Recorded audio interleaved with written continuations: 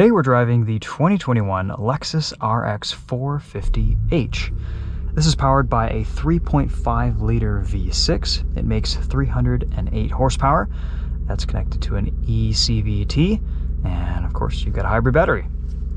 It's rated for about 28 miles to the gallon on the highway and 31 in the city.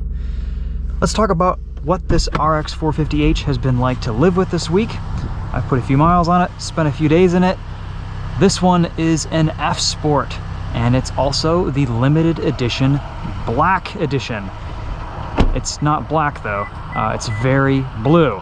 We get some blue stitching on the interior, this celestial blue color on the exterior, black wheels, this kind of black chrome surround around the grille. So I guess there is a little bit of black in the black edition. Lexus always likes to spruce up their press cars, and this RX is no exception. I never used to really think that much about the RX. I always kind of thought, might as well just get a GX 460 if you want a crossover SUV. It's more off-road capable, it's a little bit more spacious inside. You know, it's really about the same footprint. What's the point in the RX? Well, the RX is kind of the original unibody crossover. This started it all, and it is still a really good option. Of course, this one is starting to look somewhat dated inside and out. There's some old switchgear in here. A lot of the infotainment has been updated, so we've got a touchscreen in here now. Look at these seats, pretty wild. Kind of reminds me of the RCF we had a little while ago. It is a bit strange seeing F Sport badging and F Sport treatment on a crossover. This does have supposedly sport tuned suspension, but it does ride quite well for that. So you get kind of an interesting combination of F Sport and comfort and luxury and styling in this RX. Spare tire in the rear, hybrid battery stuff under there. A little bit higher of a load floor here, not a ton of height with the way this rear end slopes. You do have a cargo cover though, and you put the seats down, you get a ton of space in the back. I think overall it's a pretty attractively styled crossover from Lexus. A little bit lower, a little bit sleeker. This isn't the long wheelbase with the 3-row seating arrangement, which is probably a good thing just because I don't really know if this is a legitimate 3-row SUV. I would much rather get the newly updated Toyota Highlander. There you go, there's a 3.5 liter V6. I will say it is nice to have a V6 in a hybrid powertrain. It sounds nice, it has a good amount of power and torque. Definitely gives this more of a luxury car feel than, let's say, if it were paired with a 4-cylinder. So inside we have a very familiar interior. I actually really like the layout and the ergonomics of this interior. The buttons are well organized, the climate control is really easy to operate and use, and you really don't have to go into the infotainment that much with how this is laid out and set up. You've got an easy button to turn on and off your heads-up display. You can adjust your HUD right there on this little menu down on the side here. You've got lots of different parameters that you can view. You've got wireless charging and of course Apple CarPlay and Android Auto. This is now also a touchscreen, much like it was in the LS500 we had a few weeks ago. You've got heated, cooled seats, a heated steering wheel. You have 3 drive modes, Eco, Normal, and Sport, and there's an EV mode for when you're in low-speed parking lot driving. You've got a few USB ports and a 12-volt outlet down there, and 2 more USB ports right here. So lots of places to charge your devices. And there's even a neat, nifty little phone holder right here next to the wireless charging. So I do like this interior. You even get paddle shifters, though kind of silly in a hybrid, but you got to stick with that F Sport theme. No sunroof, strangely enough. Let's take this thing for a drive and see what it's like on the road. There it is warning me that the roads may be icy. They are not. I noticed that this engine and hybrid powertrain, the engine kicks on a lot. The RX does not get very far on battery and electric motor power only. And the transition between EV mode, quote unquote, and engine power isn't as smooth as some more modern hybrids from Toyota and Lexus. Right now we're cruising in EV mode, 25, 26 miles an hour, no problem. But if I put my foot down just a little bit more, the engine kicks on. Once you get going, that transition is pretty seamless, but off the line at a stoplight from a start, you can get a little bit of a vibration from the engine, and it's noticeable, whereas maybe in the new Toyota Highlander, it's not noticeable. Like I said earlier, despite having the F-Sport tuned suspension, the ride quality in this is very nice, very smooth, especially once you get going up to speed. And the handling is surprisingly good as well.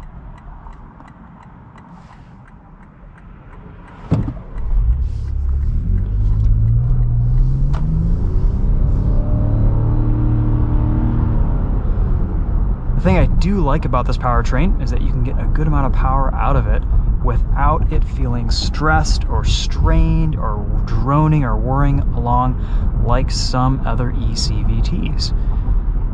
The gas mileage I've averaged this week hasn't been the most impressive. After everything that I've been able to muster, I've only averaged about 23 miles to the gallon, which is well below its rating. But it is cold out, and hybrids do not like cold weather, so that might be part of it.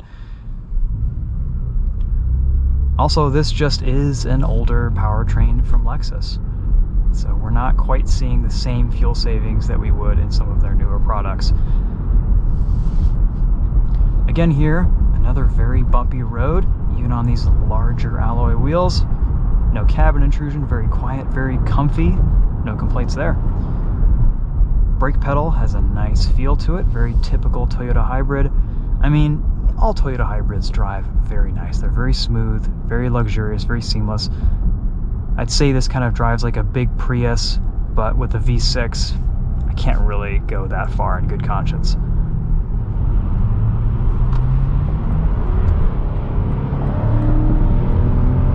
Lots of passing power, even at highway speeds, no problem getting up to speed here.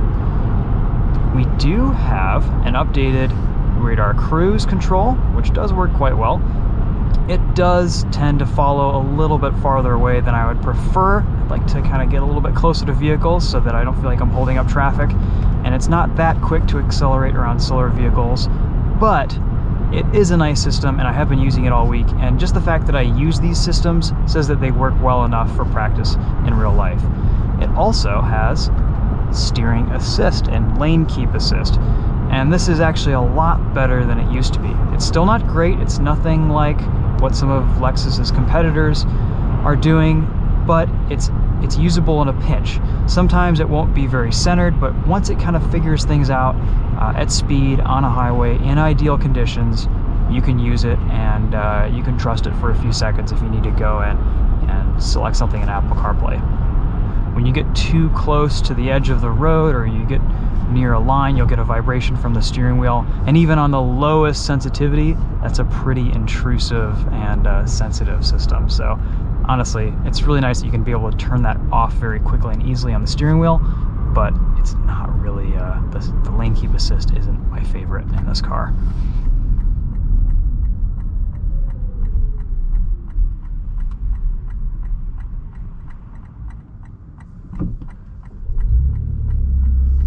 See what I mean about the engine starting up from a stop? It just comes on a bit abruptly. You do have a lot of power off the line and a lot of initial thrust from the powertrain, which is nice.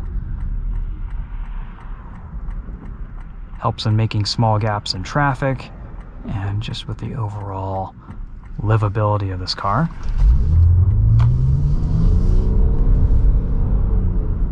There we go.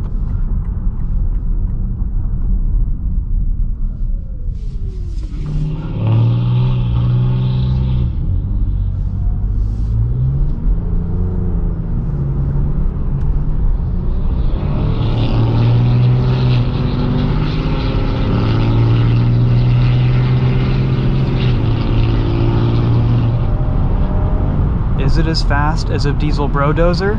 Yes, it is. Does the climate control filter out all the diesel exhaust fumes? When you put it in a recirculation, it does. Let's put us into sport mode and see how it handles a corner. We've got a tachometer, keeping the revs high, giving us a little bit of decel off throttle. Turn in is actually surprisingly sharp. Off throttle, you get a little bit of rotation. The traction control is kicking in. Lots of flashing lights, but not bad. It can hustle around a corner. I'm actually pleasantly surprised. A little bit of spin from the front tires there off the line.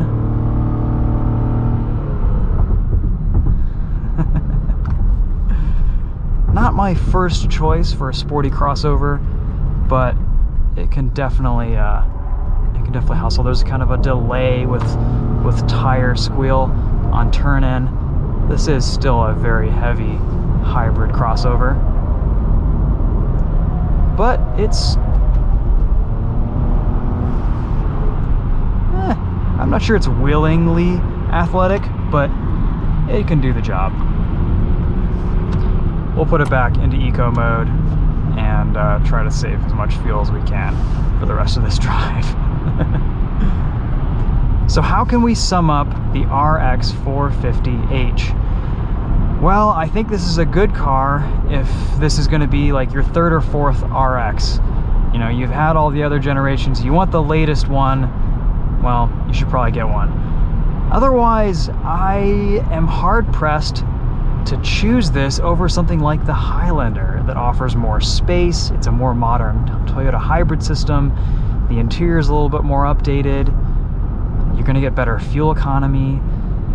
So Toyota's kind of in a tough spot with Lexus right now in that a lot of their Toyota products, like the Venza, like the RAV4 Prime, like the Highlander, are completely redesigned and brand new and totally fresh. And this RX is getting a little bit old. So, you know, I mean, it works. The formula here is a nice one for a luxury crossover.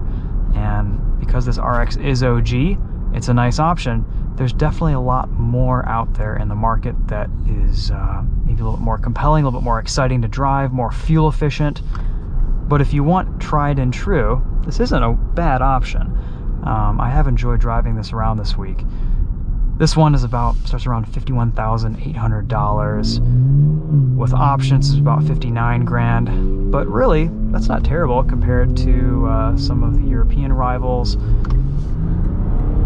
It'll be reliable, it'll last a long time, it's comfortable, it's smooth. I mean, it does all the things that you would want out of a luxury crossover. All right, guys, well, thanks for watching. Let me know if you have any questions in the comments. This may be the last RX of this generation that we drive. Hopefully someday we'll get a plug-in hybrid with actual electric range and improved fuel economy and driving dynamics, all that good stuff. But until then, we have this. And, you know, I'm not really sure I would take the hybrid over just the standard RX 350. I don't really think the weight difference, the extra added cost is really worth it. Usually I love the smoothness of Toyota's eCVT hybrid powertrains, but this is just a little bit rougher than I would like. And you compare it to some of Toyota's new offerings, and it's just not quite there. Still though, it is a really nice overall car. I love the ergonomics, I love the design, the fit, the finish, the feel of everything. You get all the features that you want now with Apple CarPlay and Android Auto. So this interior is a cool place to be, and it does have a nice, impressive form factor, and I think it will age well too with time in ownership and with daily use.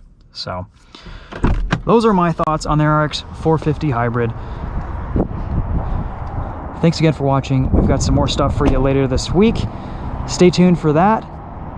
Take care, guys.